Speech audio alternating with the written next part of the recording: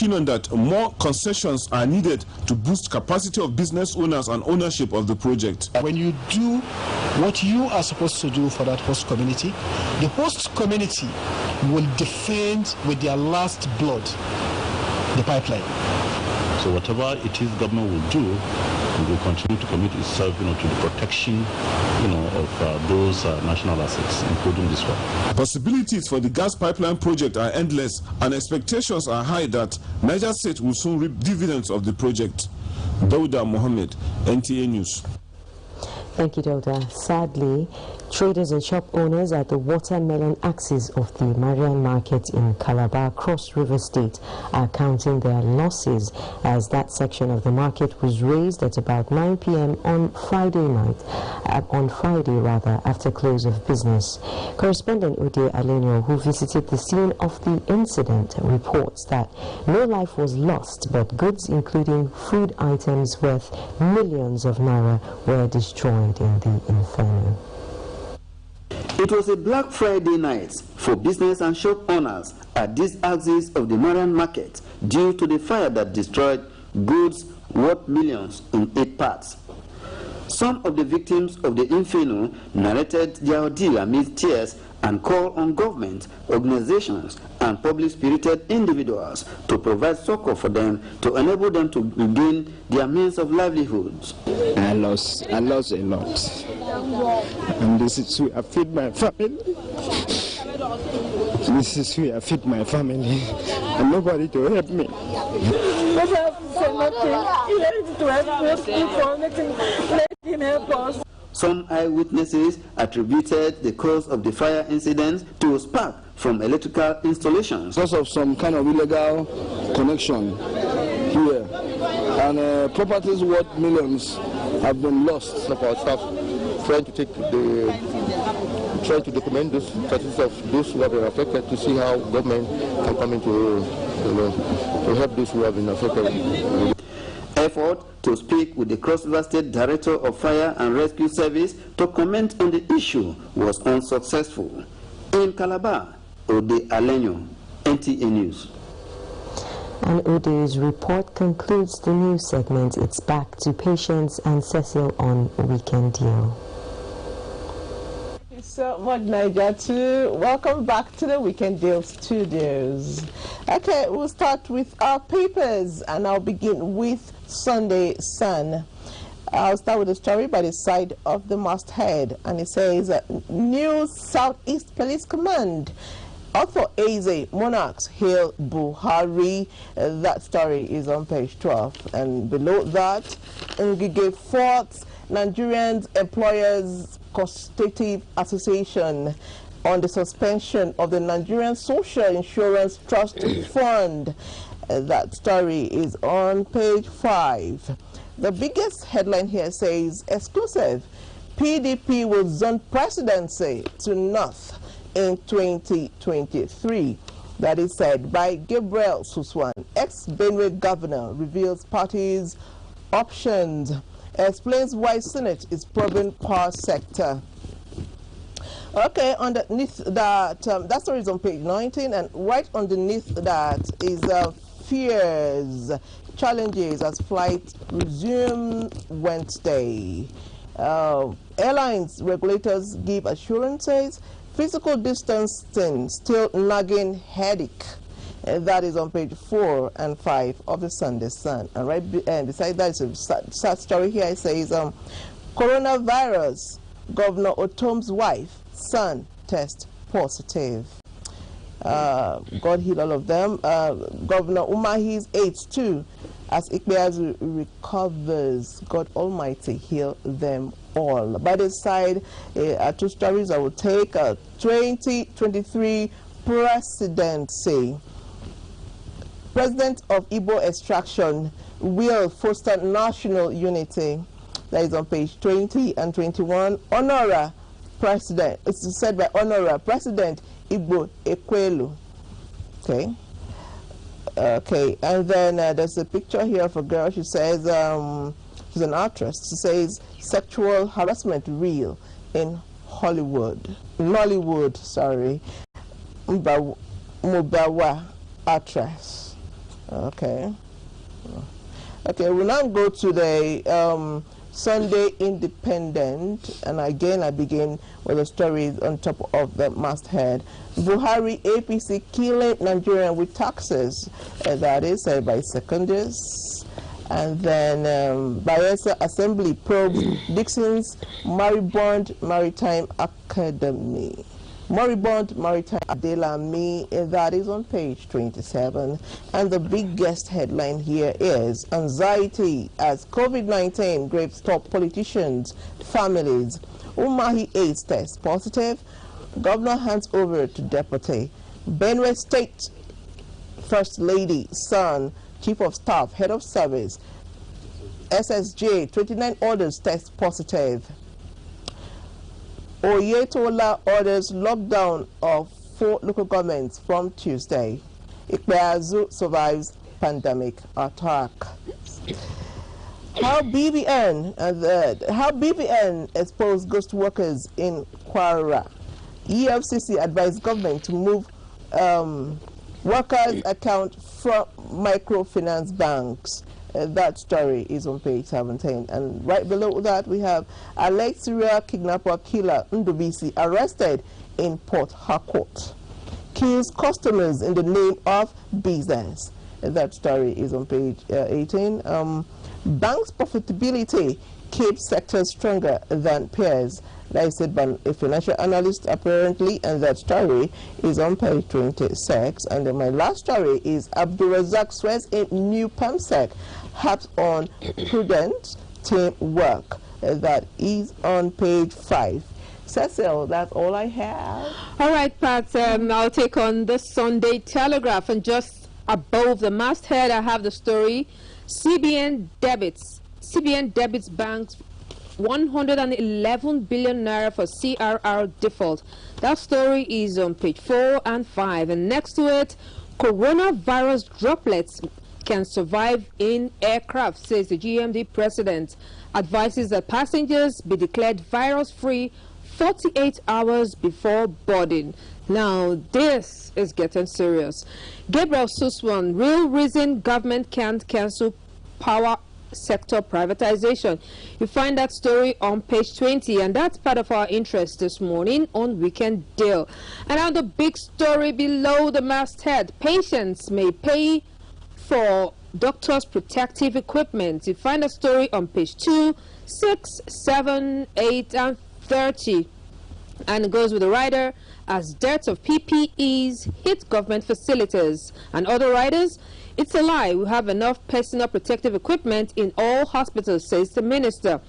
NMA vows to tackle hospitals requesting patients to provide PPEs. Health Ministry needs 200 million naira for drug research, says Ehanire.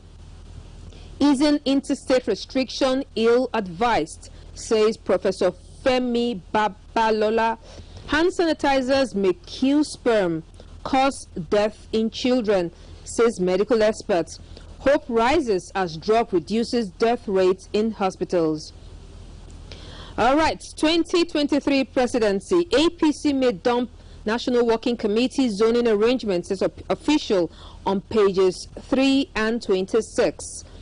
Cleric arrested for raping minor for 5 years. And the writer says only capital punishments will deter rapists, it says a Christian group.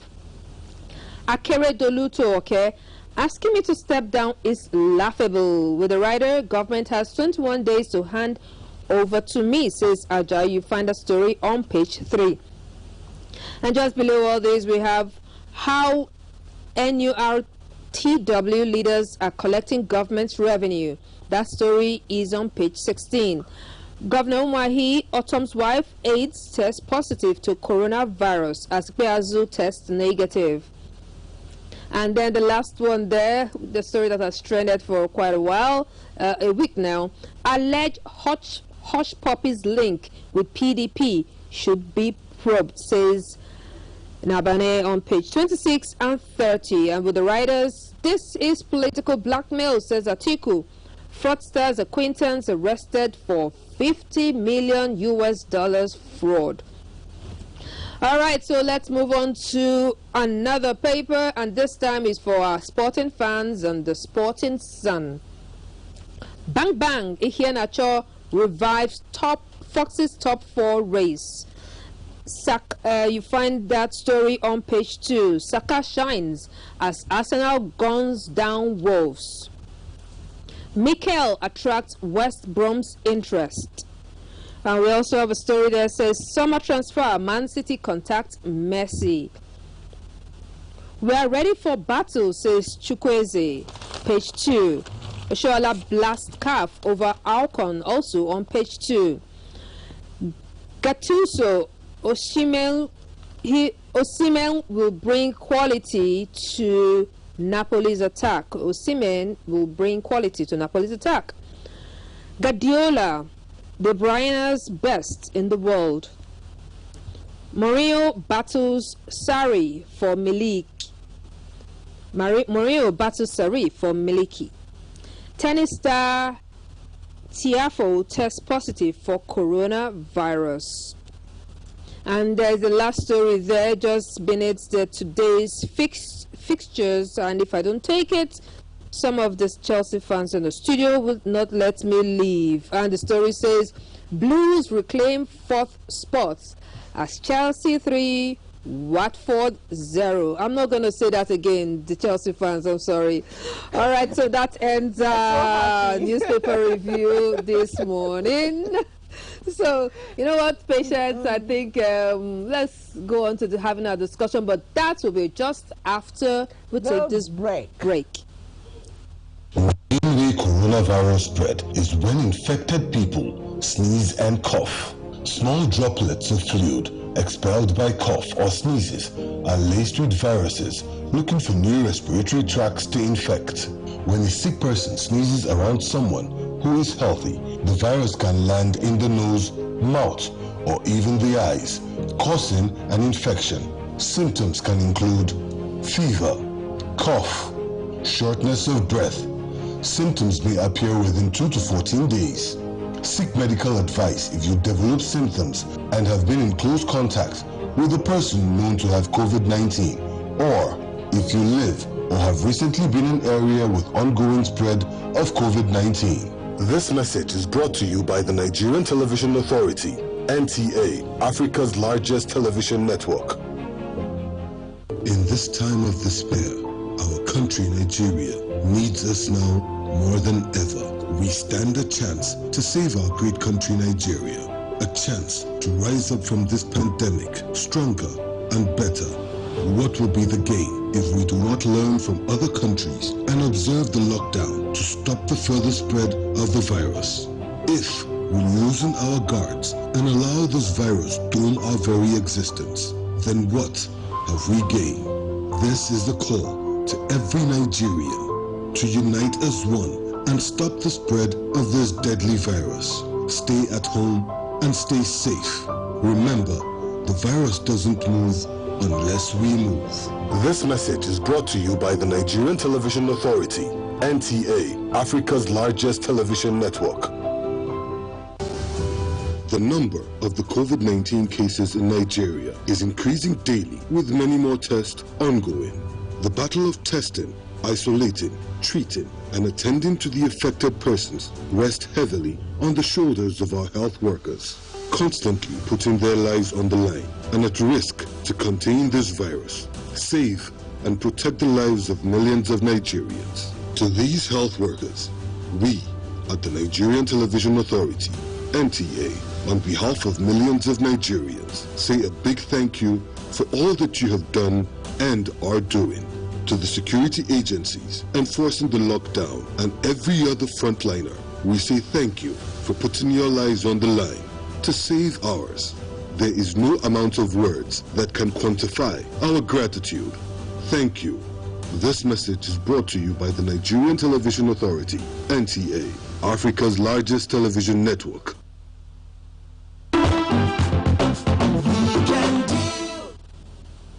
All right. yesterday a lot of conversation and of course a lot of reasons why Nigeria industrial sector it is where it is were given, and a lot of people brought to the fore the issue of light power. I have my own small experience way back as a child. One day I'm sitting in my father's house and a woman comes in and asks, is it the place they sell ice block? And something really I had a brainwave and I said, yes. And I went to the fridge and I saw some block. And I thought I could start a business of making ice block. I was excited. I was going to make money that holiday. I tied plenty water, put in the refrigerator, waiting to rake in my money, waiting to rake in my millions. And then the next morning I woke up, nothing blocked because there was no light. That's how my dream of starting my business at a very young age. Because I'm sure, especially by now, I would have been a millionaire. I know. I mean, selling blocks, who knows? Blocks, right? I mean, who knows? Yeah, you'd have created an industry out of that. Cecily, you can say that again. It hurts, but let's move on. So light is an issue for big businesses and even very small businesses. Our background are put together by my eco-friendly brother producer, Francis Ogbe. I mean, I called him yesterday off camera the backgroundist. He does amazing backgrounds, yes. So let's watch this, learn together, and continue the conversation. The history of industrial development in both advanced and emerging economies indicate that power plays a vital role in the industrialization process.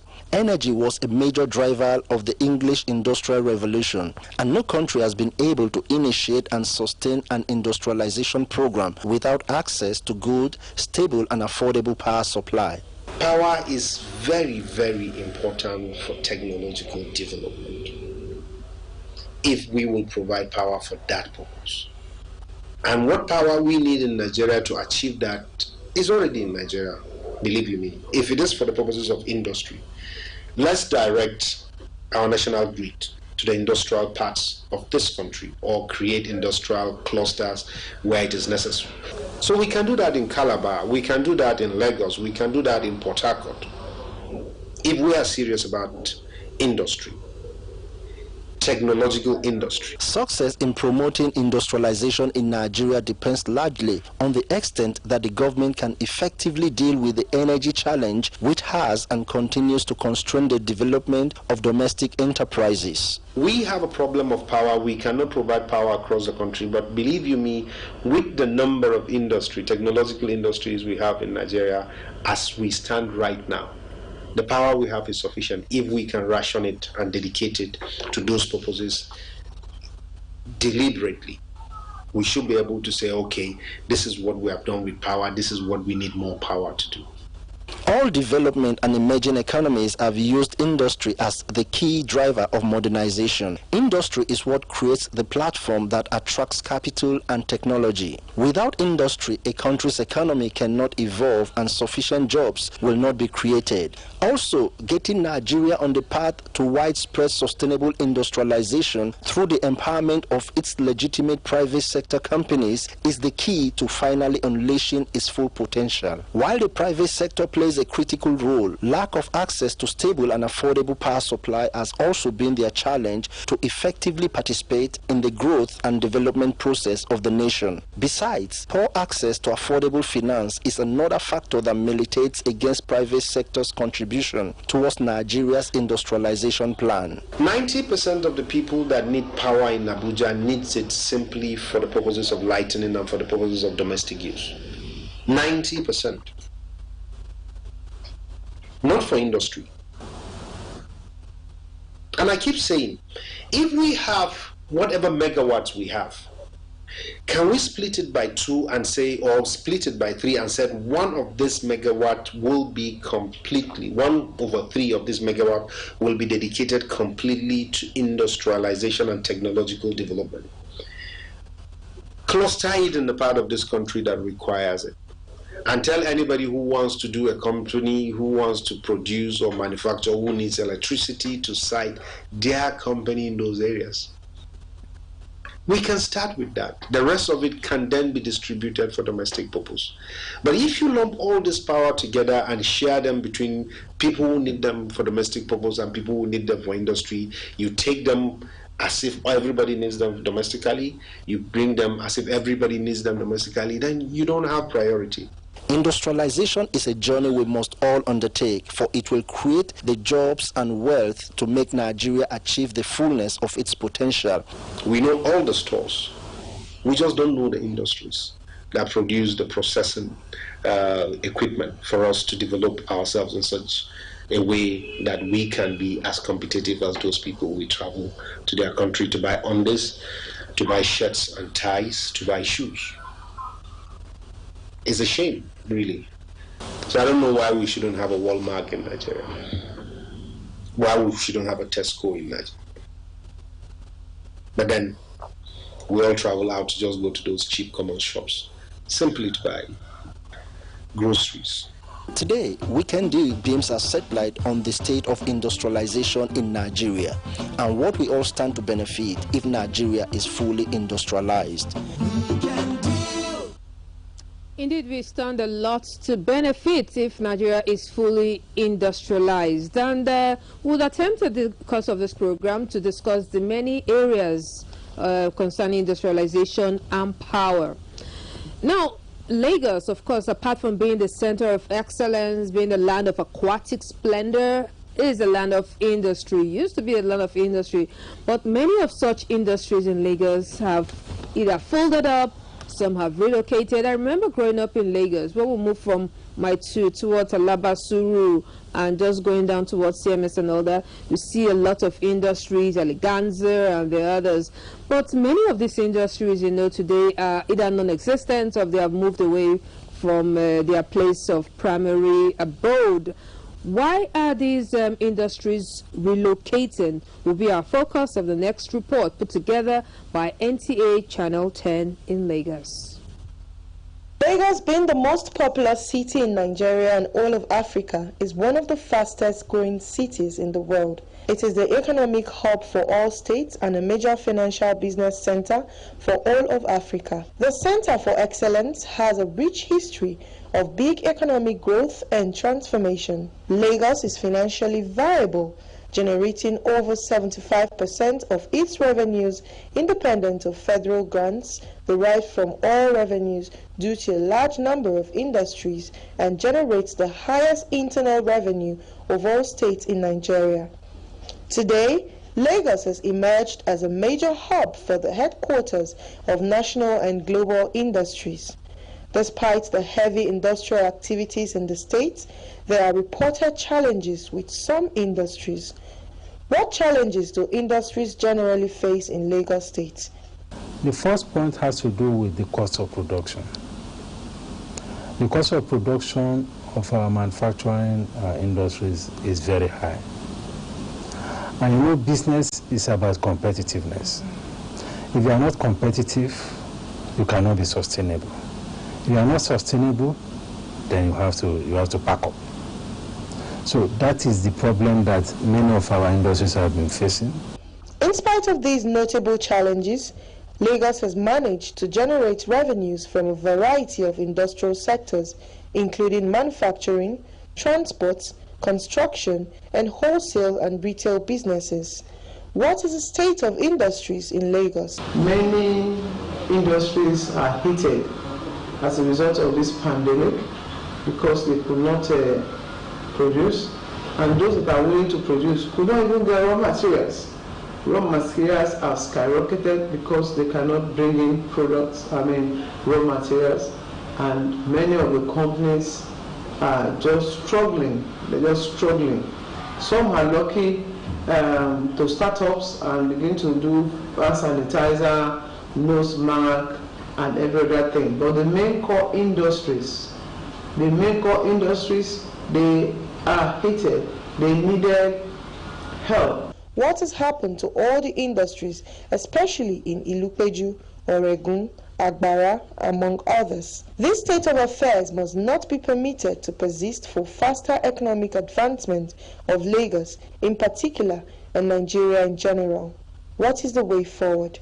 We believe that Nigeria is a fertile ground and they will bounce back. They are trying to bounce back. All I think is needed is for government to zoom in and really rescue those big companies that actually need help. Government should please look into the plight of manufacturers. And yes, as much as I agree that COVID-19 is real, our economy has to move on. To utilize its enormous potential, Lagos State will have to find a way to make the people a part of its economic success story. The government must begin to develop measures that will encourage investors to remain and expand within the territory. Taxation policies need to be reviewed. More aggressive infrastructural provision schemes need to be developed, and funding should be made more accessible to industries of all scales. It's a sincere prayers that the Lagos Industrial Hub picks up again and begin to drive the economy. It is obvious that with what coronavirus pandemic has done to the economy, scaling up investment in the industrial sector is a must in order to help the economy recover. A lot of economies are suffering, like I said yesterday. Moving on, Nigerians are very fashionable people. Our fashion is on the world map. The Nigerian style is a style to look at. What is the state of the Nigerian fashion industry? Kachi has put together this beautiful picture. Let's watch it. Nigerian city, custom-made garments like the one I have on are a fairly common sight. Many Nigerians, either out of convenience or as a socially conscious decision to patronize made in Nigeria fashions, purchase their fabrics from local markets like this one and take them to their tailors. The sad and ironic truth is, most of those fabrics are not actually made in Nigeria. As we tackle the challenges plaguing the country's industrialization, let's take a look at the key role that can be played by local production and sourcing of textiles.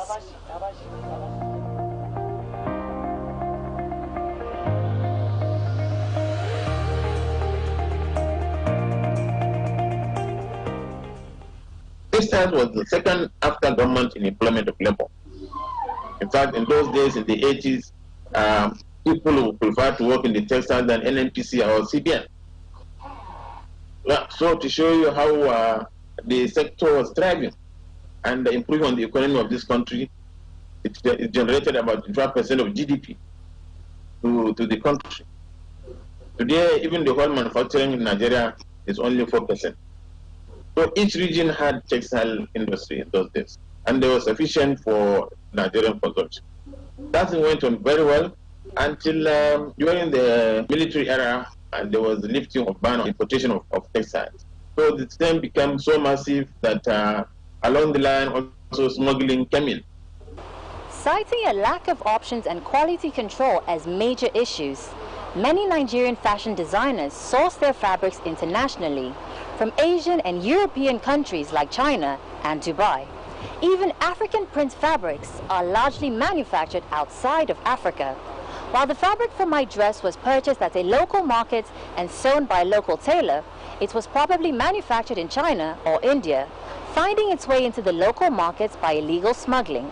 You go to Balogu market, Lamoto, or even Oshodi market in Lagos. Find out that lots of counterfeited textiles that were selling for 1,000 naira per 5 yards. That's why textiles closed down from 167 textile mills to almost just 24 now. The import from general public is about $4 billion annually. And you know, government is supposed to give us 10% of that any importation that comes into Nigeria, so as to improve on our production. But we never see that levy that is taken from the importers to give to textile manufacturers. So you can see how massive, if something is done to the textiles, we'll be able to improve on the economy immensely, employ our graduates and youth. So if that 10% is given to textile every year, they'll be able to compete.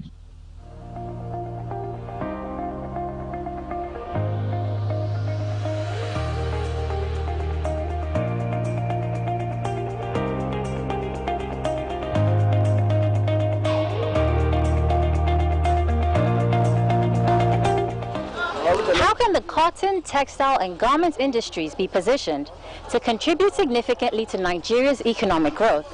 Well, the remedy requires sustained intervention from the government and the fashion industry.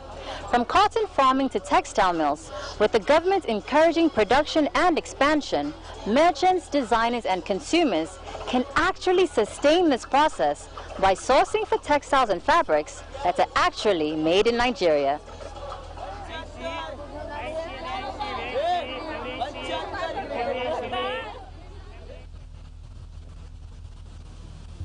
Oh wow, a very beautiful one there as always, catchy. Yes, very nice one. And good to know that our fashion industry, our fabrics, we are doing really great things with it. Like this one, I have one here, pieces of everything. I guess one fabric was not enough, so we picked different from everywhere. I'm going to put this very beautiful piece together. How creative can we be? And well, all this will still be possible. We still have some challenges, especially when it comes to power. Power has been a recurring challenge, even in the fashion industry. Of course, we know it's thriving, but it's still a challenge. Well, we'll be talking power on the program today, like we said. And we have our first guest on set who together will do justice to talking about power. He's the former executive chairman of the Nigerian Electricity Regulatory Commission, a fellow of the Society of Project Managers and Development Professionals, Dr. Sam Amadi. Thank you very much for coming around. Thank you very much. Do you have 24 hours power in your house, apart from your inverter and your generator? Well, I don't even with the generator, I don't have. Even with the generator, he doesn't have. Okay, now we'll be talking power and industrialization. We need power to help grow our industries. Suleiman actually did a special feature on industrialization and insufficient energy in Nigeria. Let's see this feature he put together, and then our discuss will begin in earnest. Successive governments in Nigeria have developed different economic policies with the aim of transforming the country's economy from a monolithic and import-dependent one to a more dynamic and export-oriented economy. Industrialization is central in the quest for this progress, as it enhances productivity, creates jobs, reduces exposure to risk, poverty reduction, and help diversify export. However, these potentials cannot be unlocked without access to affordable and stable power supply. And in any production, in any human activity, power is one of the major investments.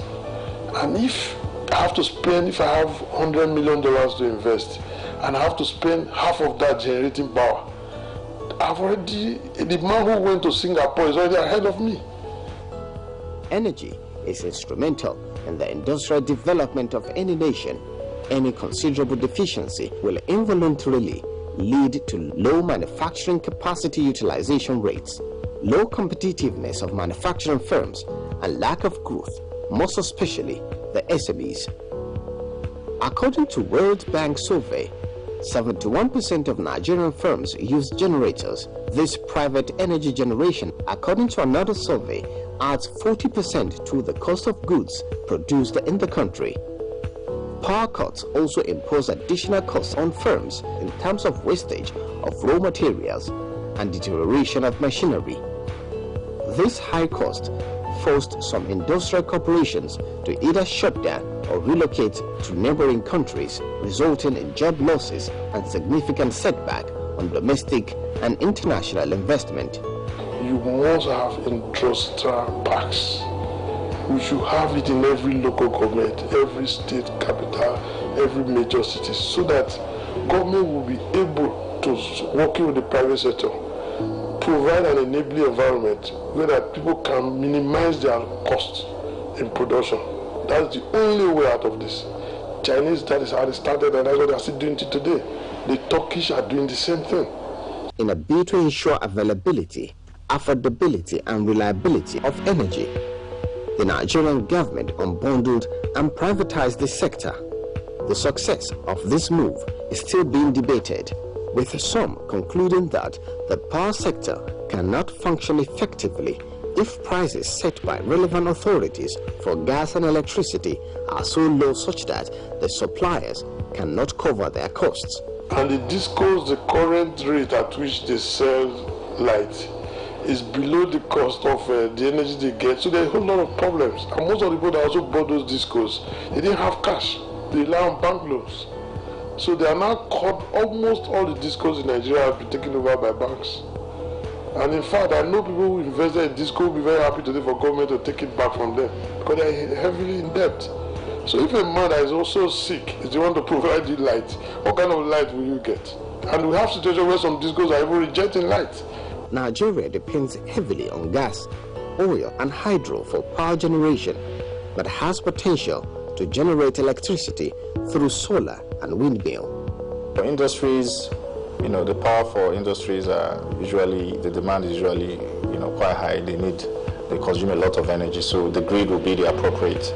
But for SMEs, is to encourage productive users. We have a program under the African Development Bank that is strictly for productive use, SMEs, in rural communities, where we can, encourage them, to use solar power, either solar mini-grid or solar home systems.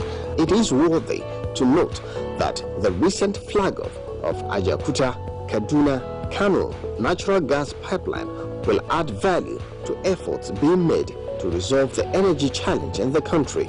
So imagine if we're able to push gas further up north, which is what this plan, the AKK plan, is all about, and we get it to Kano, which is also another industrial hub, and we can generate power plants in Kano and transmit to Kano and environments and Kaduna and environments, and get to the other parts of the north.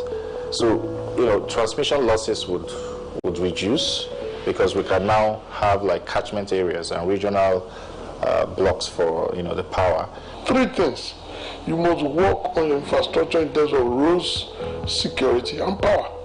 If you didn't, policy, sustenance, if you do those, the Nigerian this thing would go and achieve everything.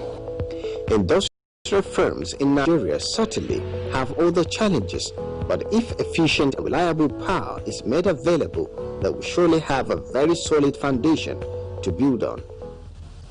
Well done, Sule. That was well put together. The need for power, the role of power in industrialization cannot simply be overemphasized. If we want to jumpstart our industrial sector, we must give our power sector a boost. They practically work hand in hand.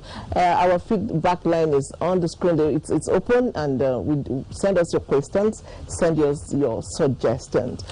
Yes, our guest is still in the house, Dr. Sam Amadi, former Executive Chairman, Nigerian Electricity Regulatory Commission. Sir, you're welcome to the studio. Thank you very much. Yes, sir. Good morning. So let me just start.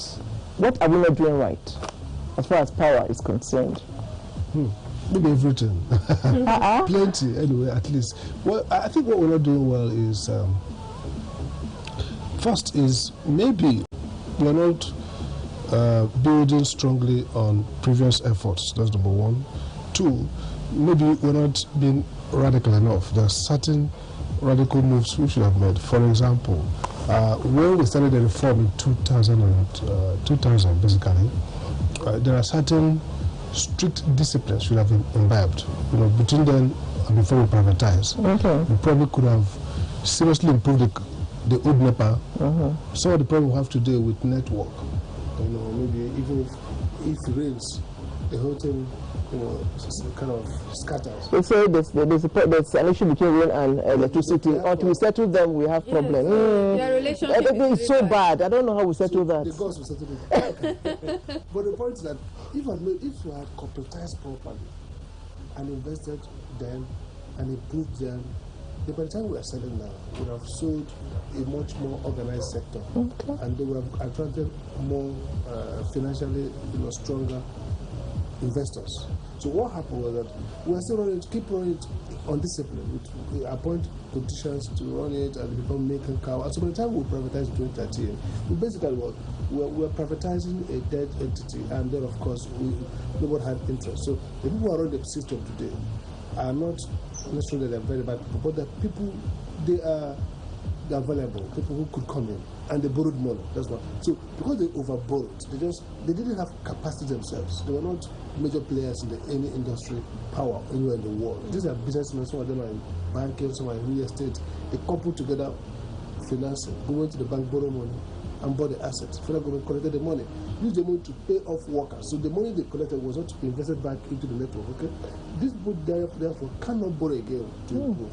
They should have used their money. If they were big entities, use their own money, then now they will be borrowing money to improve, and with that improvement, we can now have better tariff and recover their money. So we didn't do that well. Again, we in the last we have had gaps in policy, but more important is the fact that, look, maybe at the time we privatize, and I keep saying that, is the time we should have built like Egypt did. Some of the countries have added big capacity, and now they are thinking about privatizing. So we privatize in a bid to free government from investment in the sector, and then we discover 5-6 years after the government is still making great investment. If we had made those investments before privatizing, discipline, prudently, then now that the companies are running well, the capacity is growing, government will have said, okay, we can't continue to invest. Then the investors will come, and then they can move the tariff because the quantity has increased, the quality has improved. People will not feel anything. Okay. So let me ask a question before, a very modern question, if I may. Before these decisions are made, for example, the decision to privatize, we're all stakeholders, like professionals, we're not all called to the table to say, we are going to privatize in the next 2 years or 3 years. What are the modalities? What should we do? Is there anything like that going on? It took time, but the problem is, see, this is an area also I studied. Policy formulation is difficult. Sometimes special interests hijack the process. Nigeria was going through a process of economic reform that what we call neoliberal economics, where the idea was, government can do nothing, just sell. So there was a gap in the knowledge. People who are propounding this theory didn't know that the private sector is not strong. They didn't know that if you privatize, you must have the capacity for corporate governance and regulation. So we are juggling the ball at the same time. We are trying to set the sector, we are privatizing, we are also regulating. So you can see the fact that we bought a wrong economics, which is that, look, just once you sell assets, then immediately you get efficiency. And then we borrowed the wrong model from the telecom. Telecom is a different kind of game. In telecom, what government did was to pull away and allow private people to spectrum. But government were not supposed to. In telecom, you don't need to build a TCN, a grid. You don't need to do all this. You don't need to build a great tariff. So if I didn't have a cell phone for a long time, so if you don't want a cell phone, you're free. So power was a different. Dr. Amadi, I like the fact that you have very beautiful submission to this, and you've enumerated very many problems. For almost 10 years, you are the man at the helm of affairs. For 5 years.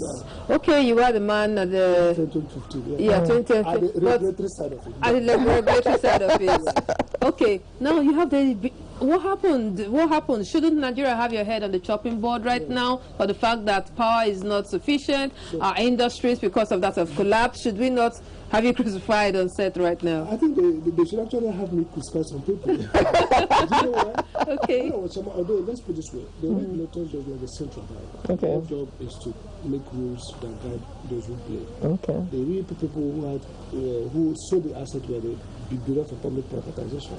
DPA, public enterprise, who have mandate to privatize, and of course the ministry. But look at the story. When this was going on, before I came to NEC, I had only written a book called Privatization and Public Policy, the Rule of Law Challenge, and I argued clearly that this is going to be difficult. I was tagged opponent of privatization. In fact, particularly the minister called all the directors and they said they must remove me. Why? They said I oppose privatization. I had argued because I've done research from my studies abroad, doctorate studies. I knew that to get privatization right, you have to get other things right. You have to get the regulation right.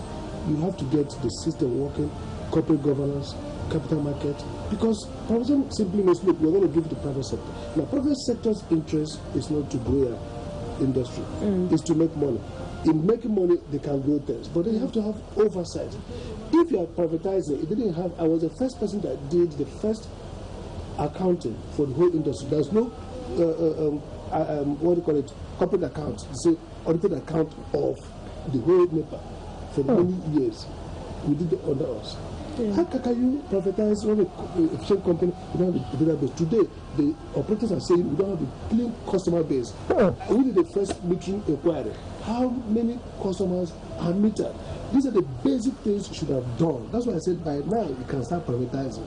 If you have invested all the effort in privatizing, in reforming and regulating the sector from 2000 when we started this process till let's say 2015, by today you would have been talking about how do we privatize a going company. Okay, well, moving forward, let's not dwell on the problems of the past. Let's try to forge. Let's try to forge ahead. Now, part of the major issues we're having that would need to be addressed: the Gencos, the TCN, and the Discos. They have had. They are all like.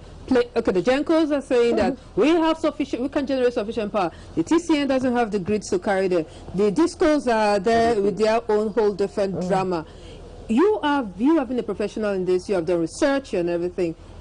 How do you think we can get to manage this? I think the major problem with this industry is now financing first. That's why financing of the network. Because for example, if you make investment, metering, for example, has to be provided for. Okay. Now they are saying they want to increase tariff. Now government says this is not the right time to do that. Okay. Now what I think should be done at this stage is 3 critical things should be done. I think government should bring back the tax force as we used to have it then, which is a group of persons drawn from across professionals whose job is to manage day by day, because there are some gaps. We talk about Disco, the Gencos having 12,000 megawatts. Yes, 12,000. Now we only have about 3,000 something. Almost 4,000, yes. Yeah. Now, what that means that there are some gaps it can improve optimizing in the short term. It doesn't solve the whole problem. So, which means if there's a network that is bad, you can force people to improve quickly.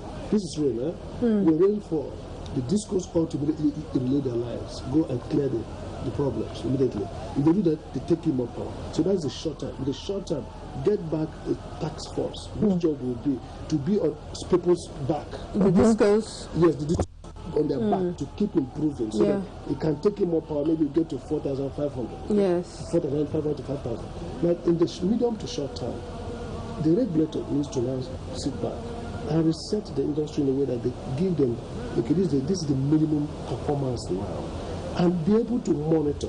And then when they monitor, they should be able to now say, you know what, we kick you out in an orderly manner. You're not performing. Just like the way the banks, CBN, consulted by reorganize them. Not through political decision making, but basic industry verified performance indicators. So that people in Washington are watching and saying, look, this government is not taking back the asset. They are telling them what they ought to do. And then if you don't do those things, then you get out of the game. The thought that's more important now is we need to fix consumer and fix discourse, meaning the consumers are not happy with the deal, discourse, so they have no financing. So I would argue that maybe government should stop funding the discourse anything. Put the money to provide meters for consumers. Wow, okay. Allow the discos to charge the time. So everybody will not be able to mitigate their loss, say consumption. If I have a meter in my house and the price goes X, then if I'm leaving, I can reduce my consumption. But now, if you have no meter, how can you conserve power? Then whether you consume or not, even if you off everything and go for 3 weeks, it's still have the same deal. So I think the government should probably think around, can we make meter provision a public good so that we provide everybody meter and then ask the discos, you know what, charge the right price but deliver. So no more excuse, because the excuse they have is that, oh, you're not giving them time. Let's go back to industrialization. Exactly, I was going to say that our focus here is industrialization. And a lot of people have said that power can be separated. Independent power supply for industry, the industrial sector, and then for local or domestic consumption. Is that doable? Very doable, but then look at the choice you have to make. In overseas, consumers subsidize industries because the government prioritizes industry as the creator of the world. So what that means, the tariff that industries pay are lower because that results in cheaper goods and cheaper services. But here, because of our own sensitivity, actually the industries cross-subsidize consumers because we're more concerned with consumers who are poor.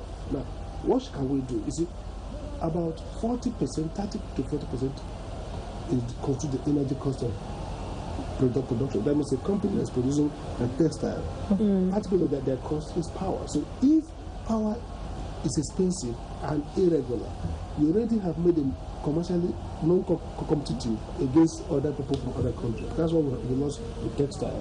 When cheaper products flow in the market, okay? So when I was NEC chairman, we had a deal with MAN. And I thought about it. I said, look, why can't we create industrial clusters and replace them and put them into a mini grid, which means that, look, they can all come together and create a company that can produce power for them. That company will produce power at a commercially sustainable rate, which means they are the ones self-generating, but using a company. So what this does is that it allows them to continue in business without buying power in a commercial way and being assured of 24/7 power. So I think the government should consider, I think they're still doing it, they should fast track the process of allowing industries get power maybe different from the disco supply. Especially those industries that are clustered. That means they are all together. So you go to like Agbara or Lagos, see all the industries lined up, all those companies. Maybe you go to Onisha Head Bridge, you see a cluster of industries. So they can come together, create an SPV, special purpose vehicle, whose idea will be, look, generate power in a sustainable manner, means commercially viable, so they continue for 20, 40 years. Then they will sell it to themselves, who are companies that subscribe to that company. So 10 companies can be in the cluster. They get 24/7 power, but they're not getting it free. They're getting power commercial, so that that entity continues to produce for them. I think that should be a plan, because this crisis of power supply will not be solved in the next 4, 5, 6 years. I mean, completely.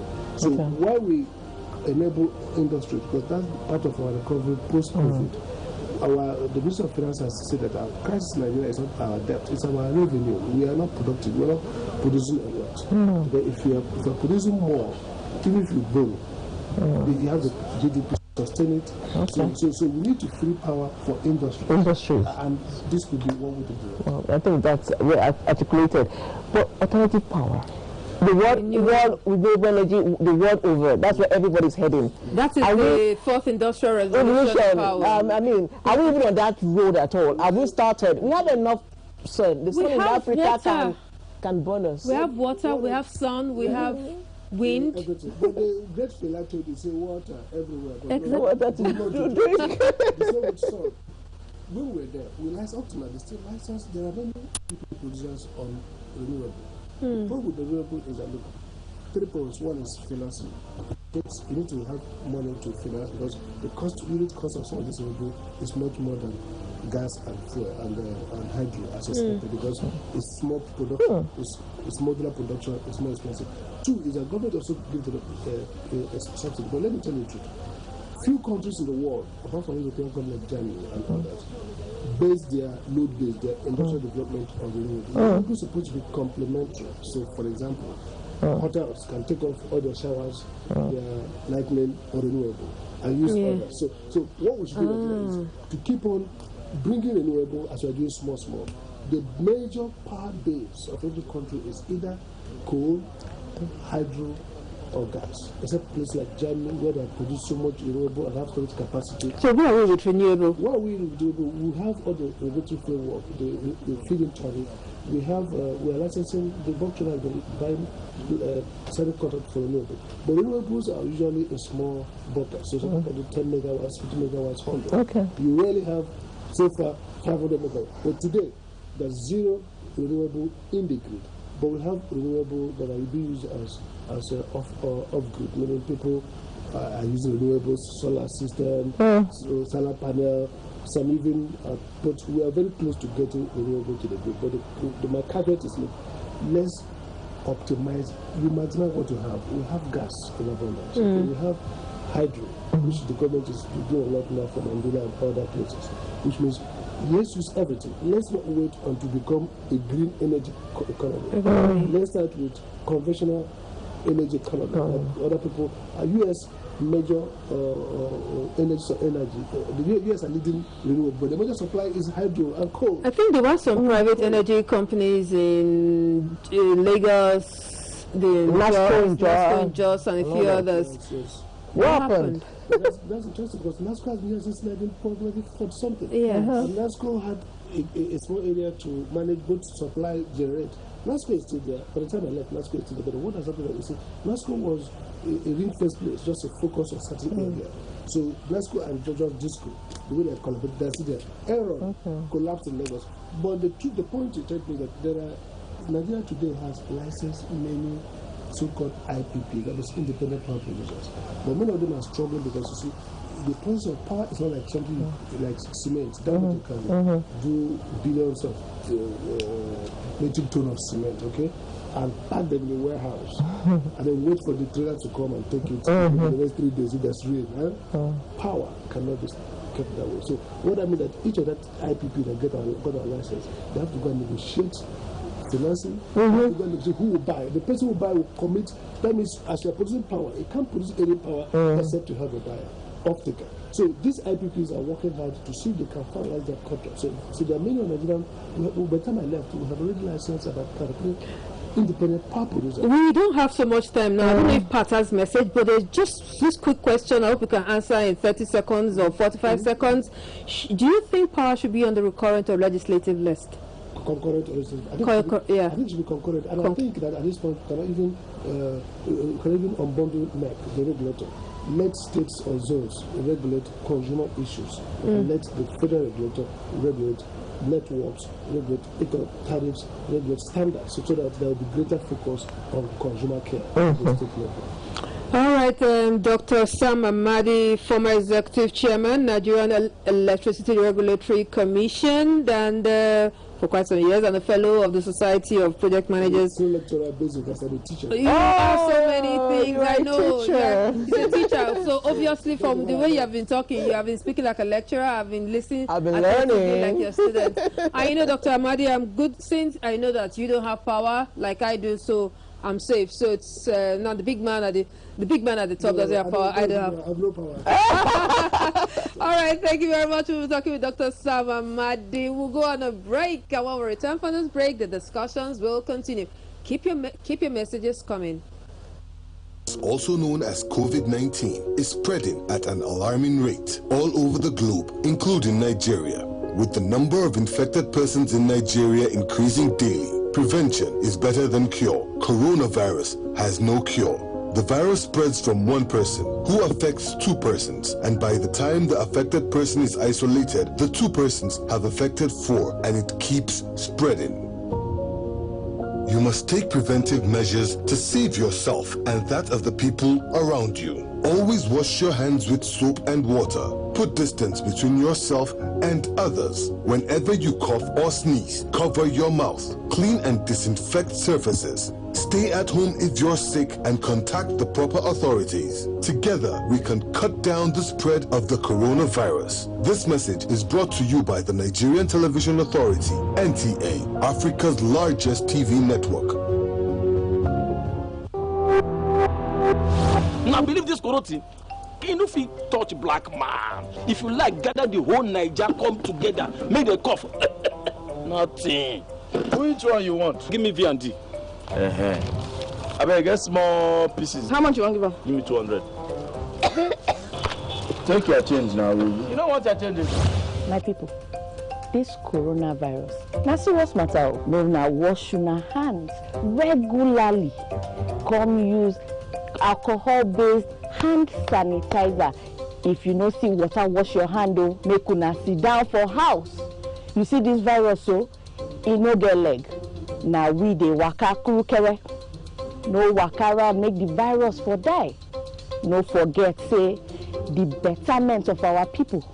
Now for your handy day. This message is from the Akinfadei Foundation in partnership with the National Orientation Agency with support from MacArthur Foundation. Coronavirus is real. Steps to avoid this pandemic. Wash your hands regularly. or sanitize your hands. Keep social and physical distancing. Avoid crowded places. Stay at home unless absolutely necessary. Don't touch your eyes, nose, or mouth if your hands are not clean. Avoid the spread of coronavirus. Coronavirus is real.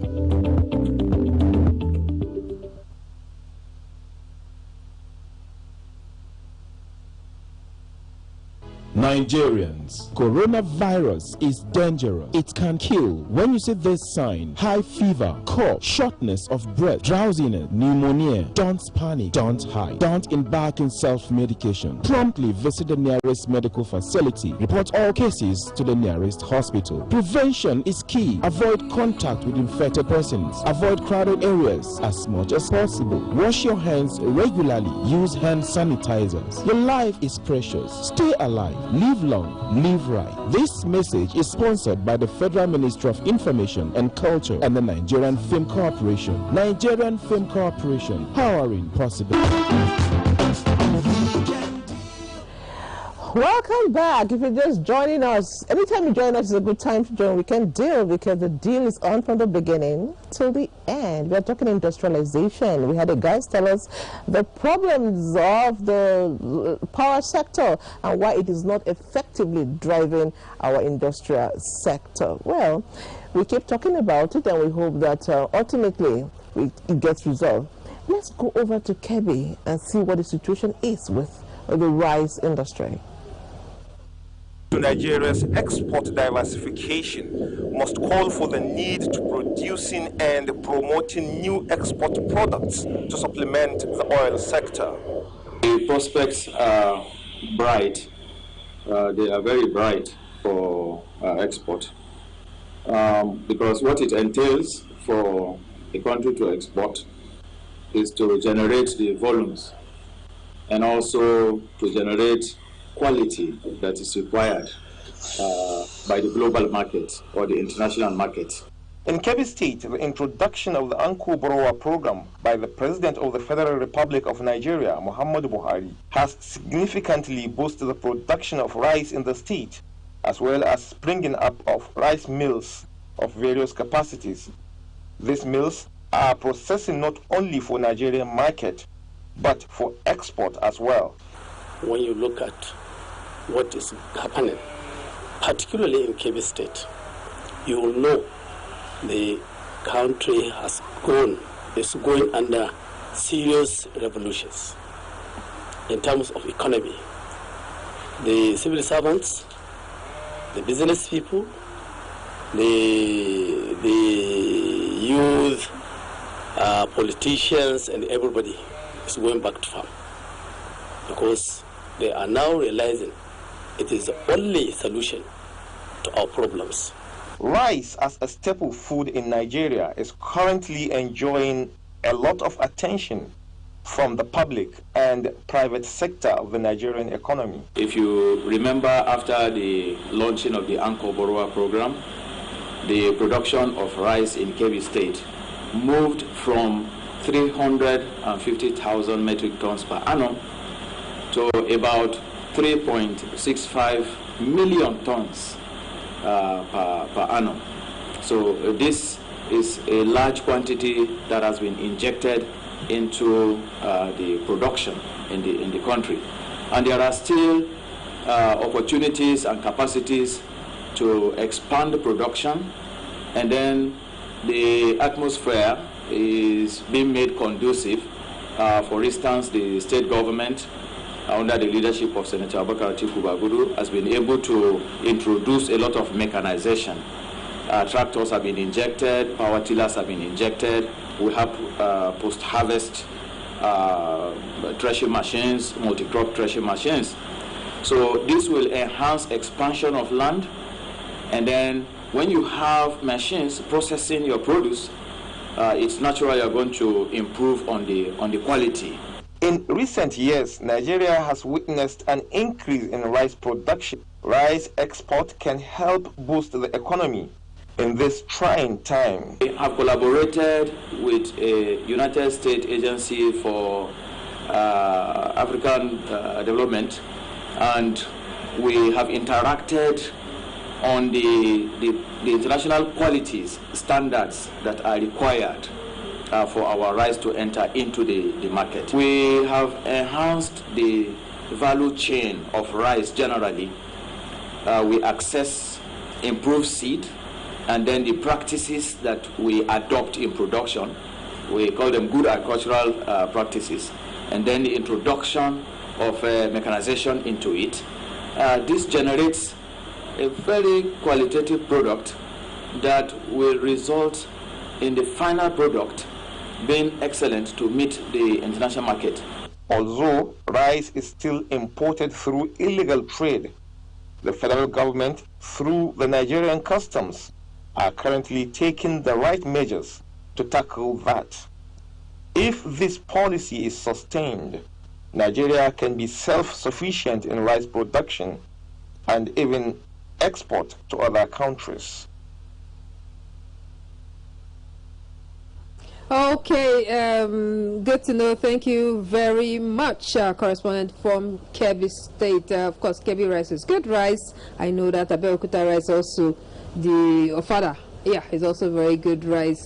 But how much the rice companies can actually mill more, output more, if power is pretty much constant. And like our first guest have said, maybe we could actually have clusters for industrial power generation and the others. Sustainable goal number 7 of the United Nations is to ensure access to affordable, reliable, sustainable and modern energy for all. Yeah, so where is Nigeria on the stage of accessible and affordable power for all? I don't want to say like we say in our local parlance, it's a long thing. Well, our guest too is with us on set, Dr. Nicholas Igwe, the National Coordinator of Organized Private Sector, is going to tell us if actually we are on the right track with the Sustainable Goal number 7.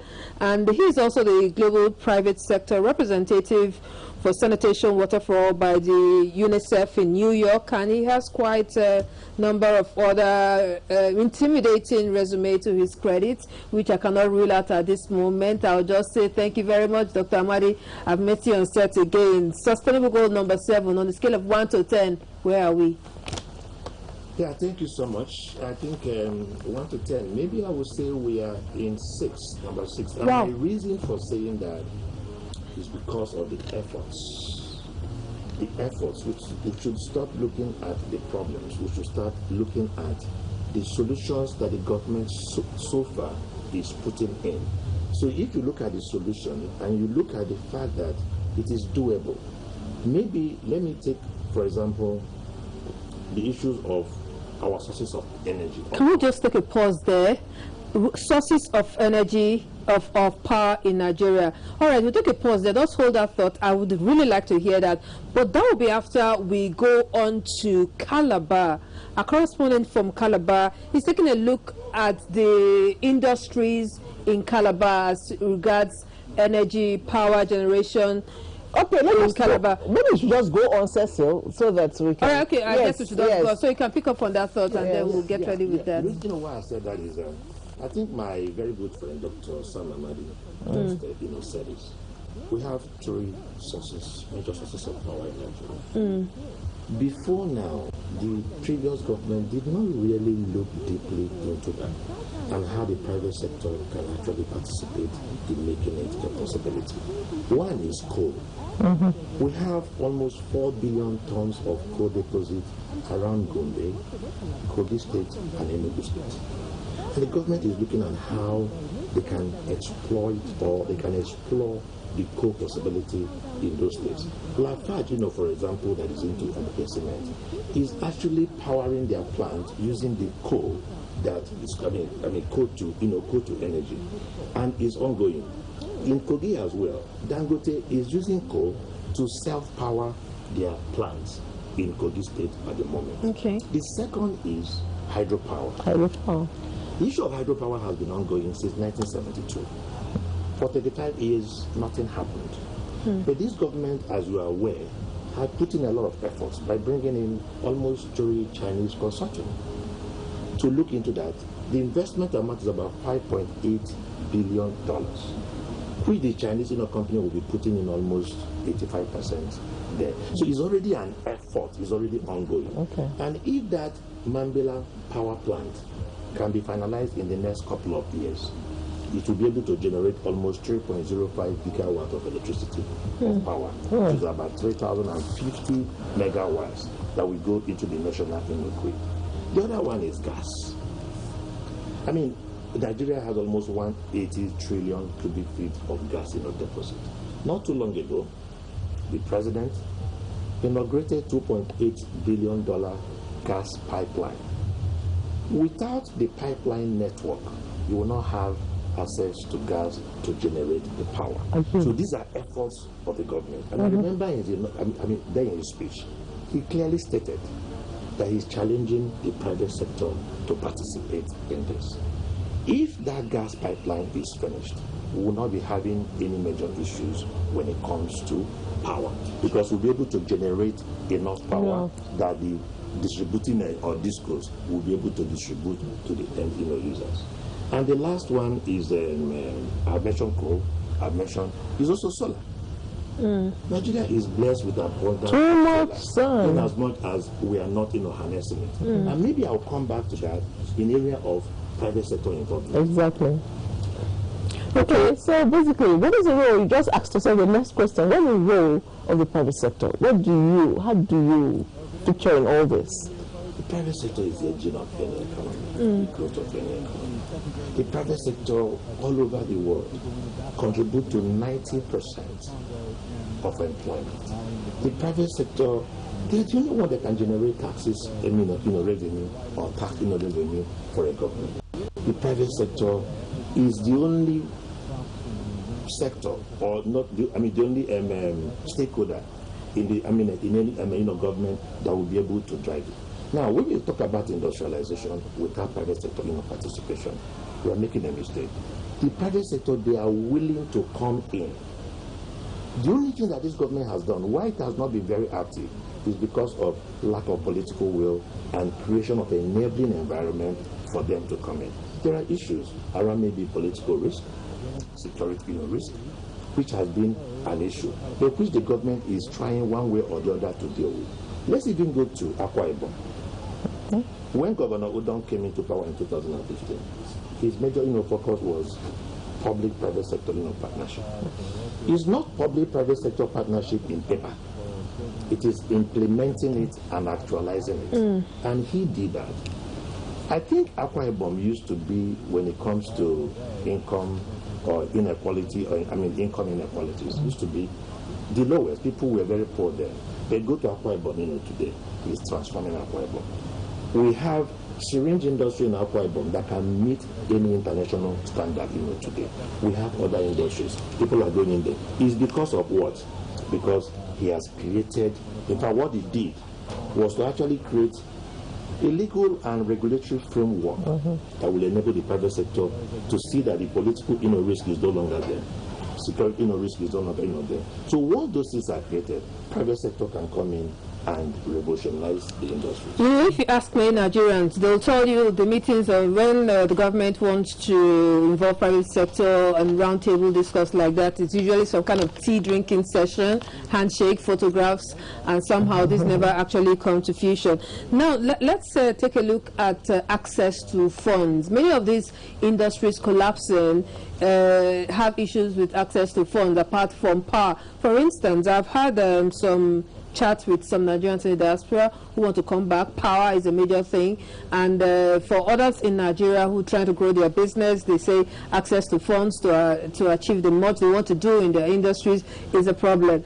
Do you think funding is a problem? And as a member of the organized private sector, how would you want to suggest that the government and the private sector, the CBN, seeks to sort this all out? Okay, let me even ask, or maybe let me even go into saying, who do we even call this private sector? The private sector, you have the financial institutions as members of the private sector. So you have companies or industry that have technology and innovation. Because most times people focus on technology and innovation without looking at financial institutions as also being the private sector itself. Telecom industries as well. Now, the issue of funding, I've been suggesting that Nigeria should create what I would call innovation hub. In the innovation hub, you will have people that can create financial models. We have some entrepreneurs that have great ideas. They want to come in, but they are not able to put together bankable proposals because financial institutions, they are using public funds, people's funds. So they have to be sure that what you say you will do is bankable, is commercially viable.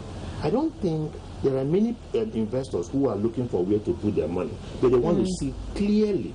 So some of those entrepreneurs might not have the necessary skills to put down bankable, commercially viable proposals. Then you go to the innovation hub, where you have all those things that are available. They will be able to help you to put it together. So I don't think the access to funds is a major problem. I think it's about private sector or entrepreneurs not being able to articulate their ideas in such a way that when they present it, everybody will run after you. I think that is a major challenge, more than saying that we do not have access to funds. One thing Nigeria, I must say that one thing that I can say Nigeria is blessed with human resource. People who know their onions. In the studio since yesterday, we've had people come to tell us exactly, and they're talking from a place of knowledge. Nigeria is blessed. Basically, we continue to pray that all these ideas will be put into fruition and we'll see a better Nigeria. Let's go to NTA Abuja right now, where my sister, Ore, has put together this beautiful picture on the role of the private sector in industrialization. Since Nigeria became an independent economy, achieving economic development through rapid industrialization has remained a major challenge. Different economic development policies were adopted, ranging from import substitution strategy, ISS, and the structural adjustment program, SAP. Over the years, several multinational corporations active in Nigeria prioritize improving human development in the country in addition to their primary businesses, which is characterized by exponential leaps in productivity, shifts from rural to urban labor, and increased standards of living. Buy from local pebble. My mom sells the best.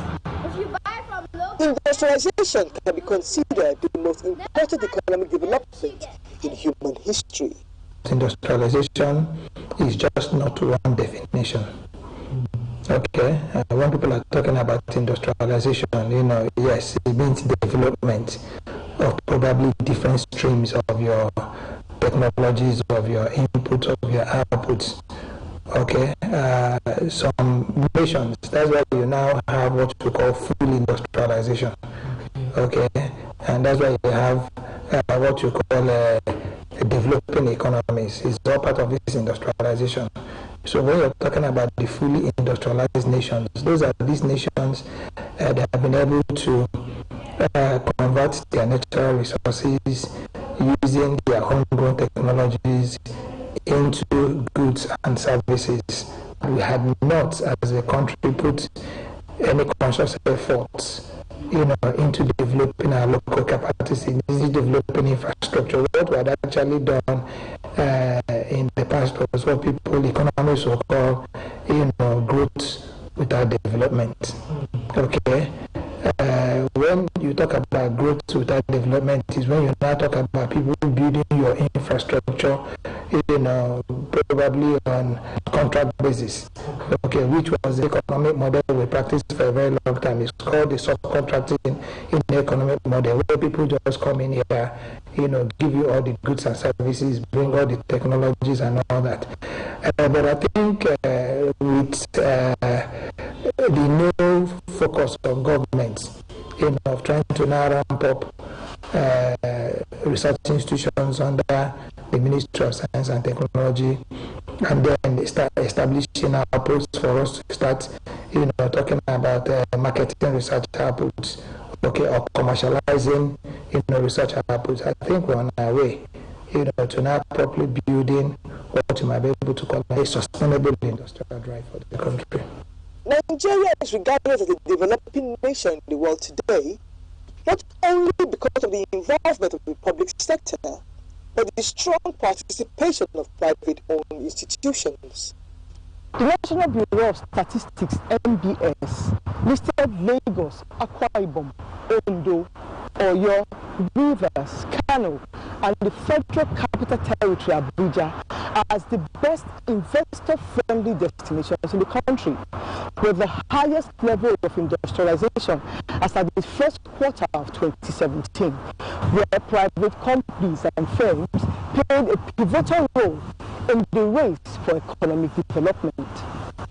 The private sector exists in all areas of life, with its major role in industrialization by encouraging the spirit of entrepreneurship through engaging in various fruitful policies geared towards quality infrastructure, productivity, and services for domestic and international trade. Okay, everybody who is a private sector person is in business to be able to make profit. Okay, but profits are driven by a lot of factors. It's one thing, and this is what I made this point. It's one thing to talk about the private sector. It's also another thing to talk about the adequate funding protocols. Now, what expertise you need, okay, to be able to hedge the storm is actually where the private sector people must think it through. And for me, it is. Okay, thank you very much, Ray from NTA Abuja. Okay, now still in the studio with us is Dr. Nicholas Igwe, the National Coordinator, Organized Private Sector. Now, I will ask you a question. We made an attempt at discussion with the first guest. Do you think, in your opinion, that clusters of power industries should have their own source of power generation and supply to them directly? Is that going to help so that we can separate that from that of domestic use? Yeah, I think this is very simple. It's already happening in Lagos, and that is why I said that this government is trying. Remember that not too long ago, the Vice President, Professor Yunus Ibadan, inaugurated or launched a mini grid of 1.5 megawatts in Sula, in Lagos. Yeah. It's a mini grid. Same company as well, same private sector. This is fully 100% funded by the private sector in Lagos. Same company also has the same mini grid cluster in Sabongil market. Yeah. Same private sector also has the same in Abia. Market. Yeah. So it means that it is possible. So it means that it's for us to have confidence in ourselves that things are possible. And they have also promised to escalate this to about 350 clusters all over in Nigeria. So it means that industries, the problem that we have is that industries or investors, they come with so much fear without really looking into possibilities. If a manufacturer really needs to revitalize his manufacturing company or whatever, what he will first do is to look at possibilities. These are cheaper source of energy. They are reliable. They are clean. And I think my friend Dr. Amadi also mentioned that. So these are all possibilities. And it's also Nigerian Electricity Regulation Commission, NEC, is also there. I mean, the policies are there. Regulatory policy of 2016 to say that you can actually have your own mini grid or off grid. You can have yours as long as it's not up to 1 megawatt or whatever, and you can get a permit. If you have anything below 100 100, you can have just a certificate. And the reason behind that is when the main grid comes in, so that you'll be able to be, they'll be able to pay some compensation at the end of the day. Okay, good to know. Yeah, good to know that there are these possibilities. Private sector can get to arrange their parts. Okay, yeah, I was going to say, just talk briefly on value addition. and our goods and our. The value addition, of course, is all about how do you have a product, you need to be more creative, you need to be innovative. When it comes to value addition of goods, we have to look at standards, we have to look at how do we compete outside? How do we compete with other international groups in the area of adding value to the product? Nigeria is, I think we are already doing that. Our private sector is one sector, one stakeholder that does very well when it comes to value addition of products. So I don't think we have any much issue to talk about on that area. The major problem we have in Nigeria is the issue of the power, as we are talking about. Okay. Value addition of product is, number one is, let's even get the power set. Dr. Nick, we really don't have time. Our director is almost yanking us off air now, and we have a few messages. Pat, can you run through one or two, then we'll just end. Okay, so federal government, sir, federal government should allow, sir, don't you think that federal government should allow states and individuals to generate power for themselves in Nigeria? This will help development. Yes, this is Chika, Norum, yes, and then another one says, I believe the government is doing well, but the fact is that the discourse are not helping the situation. I'm agreeing with the DG that just left. It's supposed to meter should be given to everybody so that nobody is treated. And privatization, like you're saying, will truly kick off and all that. So, yes, Dr. Amadi, those are just kind of contributions. We really don't have time. I just want you to have 30 seconds to give us a final thoughts. Your advice. My advice is the government should get closer to the private sector. Closer, that I mean is, one issue is to say PPP. But the private sector that wants to come in and invest, it does not have nowhere to go to. There must be a clear relationship between the government and the private sector. And it's also, now is also down that the government should be able to have what I would call a summit, maybe private sector industrialization summit, where you bring all these people together, tell them that this is the clear objective, that this is what the government wants to achieve. And they are looking for other stakeholders to help. And one of the major stakeholders is private sector. And give them that confidence that you'll be able to create the enabling environment for them to participate and engage. Okay, wonderful. Wonderful, and thank you very much, Dr. Amadi. Our guest yesterday actually said that this is the fourth industrial revolution of robots. And in Nigeria, we actually need power for these robots to work. So while we are still battling to get power in place, we'll just hope that our industry moves on fine. And thank you very much. You gave the government 6 over 10. If I was your student, I would really like it. But many Nigerians would actually give 4. All right, let's go on a quick break, and then we'll come back to discuss the rest of the program. As a strong immune system increases the chances of victims surviving COVID-19, a corruption-free society creates opportunities for citizens to thrive and prosper. Build your immunity. Stop corruption now. Report all acts of corruption to ICPC on this toll-free number 0800 22 55 4272. This message is brought to you by ICPC and NTA. Nigerians, let us take responsibility. Stay healthy, stay safe, and curb the spread of the virus. Take responsibility. The coronavirus spreads from one person to another. Let us avoid crowd gathering of any kind for any reason. Take responsibility. Avoid traveling from one state to another during these lockdown restrictions. Obey all the rules that are put in place. Take responsibility. Stop spreading fake news and unverified reports about the coronavirus. There is no known cure for COVID-19. Take responsibility. Observe all the measures that can help stop the spread of the virus. Together, we can do this, but only if we take responsibility.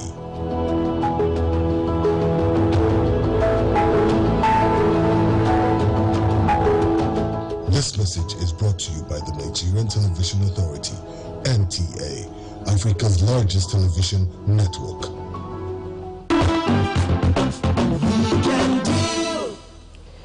Welcome back. One of the bane of industrialization in Nigeria is funds. A lot of people complain that they don't have access to long-term loans and that the two-digit interest, double-digit interest, it's not working for them. Thelma Obaze has put together this feature on assessing fund for industrialization. Now give me 1.5. You want to make money for how much? I'll bring 2.5. How much now? So now I give you 1.5 now. No. Every business starts up with big dreams. Some start small and employ relevant staff. Sometimes they grow big, sometimes. But how? We are able to develop a credit information portal which is in the system that anybody can go to the website, look at the banks that have funding for MSMEs, and look at the criteria that are available, and you can go and source for loan just to ease the suffering of the MSMEs, because we realize that there is an information gap between the credit institutions as well as the MSMEs. Surprised to know that so many people come to BOI and say that I need money, and you ask them, what do you need money? They say for business. What business? Probably they say for rice production. What in the rice production? They say, but I know that if I have the money, I will go and find an equipment that will process rice. Some people also suffer from understanding what the purpose of the money they are pursuing for is. Who needs small businesses? After all, we have our markets, our big shops, and our malls. We can hardly do without our neighborhood shops, our stores, and then our salons. Because we women like to look good, not just some of the time, but all the time. They need our support, they need our clientele. Some of us carry our hair for 1 week, some 2 weeks, some for less than a month. If we didn't have them, how would we look? Before the COVID-19, when you come here, you see people gather everywhere. You think they are celebrating something. But since the COVID-19, you can see everywhere is dry. Even some of the stars, we have to stop them from working because there is no income coming in. I have been in business for the past 8 years in this same place. All of a sudden, the shutdown that came up a few months ago really affected my business. In the first place, we were locked down. On getting back to business, most of our things were destroyed. Like myself, most of my shoes were destroyed. So I don't have anything to do than to look for the way I can manage the few that I washed and to keep them at least good for sale. I know I applied when doing this household target. I know I did apply, but up till now I've not heard from them. Small businesses can grow with great ideas. Financial support can make all the difference. BOI reduces interest rates by 2% to assist the customer cushion the impact of COVID-19. Secondly, for those of them that are unable to generate cash flow within this period, BOI suspended or capitalized their interest repayment and principal repayment. What that means is that because you don't have the money to pay, or because you are struggling with at least keeping your staff strength and what have you, we are saying that, okay, you don't need to make any payment for those of them that have requested for a period of maximum of 1 year. The collateral registry of Nigeria is meant to use the movable assets to access funding. But there is no much information and advocacy on the MSMEs to use that to their advantage. And why this is so is because most of these things that are coming from CBN to MSMEs, they don't come to the agency responsible for the development of MSME in Nigeria. Sometimes we and the MSME, we only hear the news in the newspapers or on television. We often hear that when a door closes, we spend so much time staring at it or forcing it open that we do not see other opening. Find your niche. You may have more than one and may need to work with others to develop it. All right, thank you very much, Thelma. There, always an in-depth feature whenever you put one together. All right, if you're just joining us, this is Weekend Deal, and you're right on time for sports with Godwin and Nahena.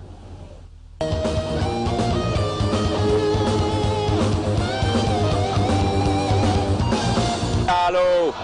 But Lalo and South Africa certainly have failed, and Nigeria are the 9th champions in this competition.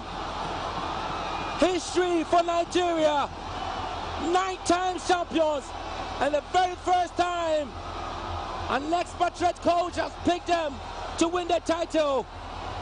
The Super Falcons of Nigeria, the senior women's team of Nigeria, doing us proud endlessly. What the Super Eagles have not been able to do, these young women have done it. Let me tell you the first thing. In Africa, they have won the Nations Cup almost 10 times. Yes, the Super Eagles have won it 3 times. Now, let's talk about the world stage. These young women have taken us to the World Cup, the FIFA Women's World Cup, and they got to the quarterfinal. The Super Eagles have never been there. Yes, back home, domestic football, the league in Nigeria, in Africa precisely, in your country, women football, you just play it at home, and when it ends, an abridged version for information, it ends like that. Nothing to look forward to. But a few days ago, Confederation of African Football decided to start the CAF Champions League for women in Africa. And the women are celebrating. I joined them in celebrating. And one of them is an Amazon. Yes, a woman that has paid her dues in journalism. And of course, right now, she's the chairperson of women football in Nigeria. Your guess is as good as mine. Aisha Follow is waiting to talk to us on this edition of Sports Summit on Weekend Dealer. My name is Godwin Inakina. Welcome to the show. Butterflies in her tummy. Aisha Follow, the Mama Sport as we call her, chairperson women football in Nigeria. She has been battling, she's been fighting Confederation of African Football. Let the women have something to look forward to after playing the league. Aisha, congratulations to you. Thank you very much, Godwin. We are all excited by this. I've told people we must commend CAF, we must applaud them. This we have, it's been in a long pipe for a long time, and it's the journey of 1,000 miles starts with just one step. Now CAF has decided that there's going to be a Champions League for women in Africa come 2021. Now is the time for CAF to also start to think of the methodology of making sure that the takeoff of that Champions League is not halted and it's not aborted. For any competition that is new to take up, there must be some kind of take-off grant. CAF has to put that in place, and they must support the women. I'm sure that we will not have as many games as the men, but we will take the games that will give us good football, that will engage our girls, that other continents will begin to talk about around the world, just like we talk about the UEFA Champions League for women in Europe. And then Asia is starting their own. Everybody is playing their Champions League now. Africa cannot be caught napping. Aisha, thank you so very much. You said it all a step at a time. When we get to the bridge, we will cross it. Congratulations to women all over Africa, the CAF Champions League for African women who are playing football on the continent of Africa. That's the sense of the show, celebrating our women. My name is Godwin Inakina. God bless Nigeria. Oh yes, more power to Nigerian women, making us proud since 1900. Congratulations to the Super Falcons. Industrialization is the way to go, and there's no other way of saying it. We must scale up investment in industrialization. We have come to the end of today's show. Thank you so much for watching. We are happy. Cecile. All right, for those of you who actually sent in your messages and we can't take them, we are very, very sorry we ran out of time. But please, very importantly, keep your messages simple, short, and to the point, and as much as possible, address the issue in focus. My name is Cecile Egbele, telling you that it is possible to get power for our industry. And I am Patience Eloyi Abba. Goodbye and God bless.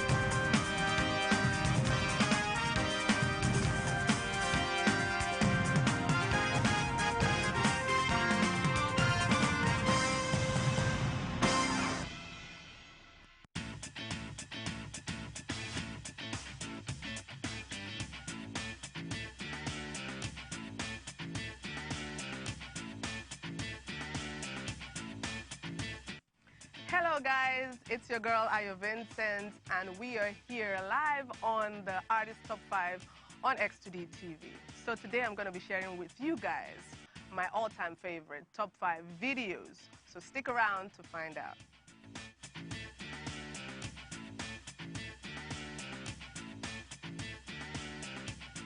My number 5 video for today is titled We Will Rise.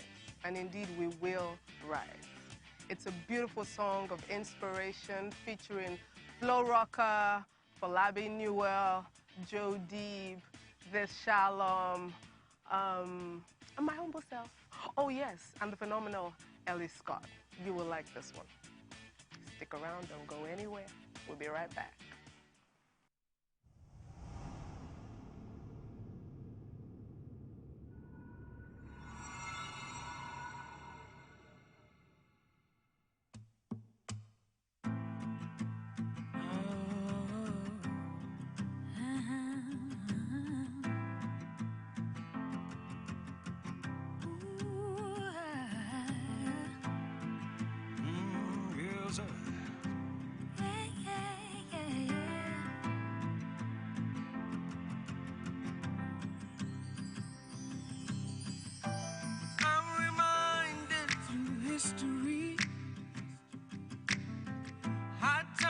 Surely come.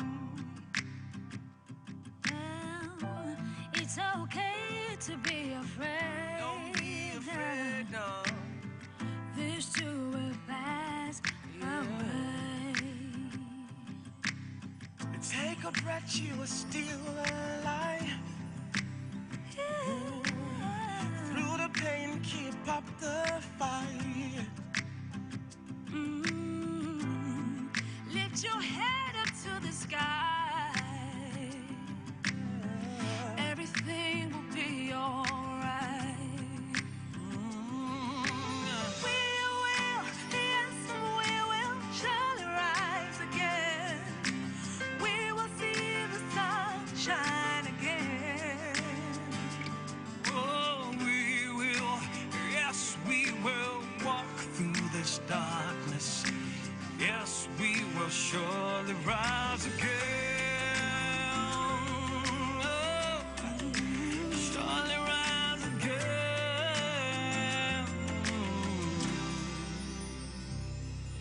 Yes, I see strength rising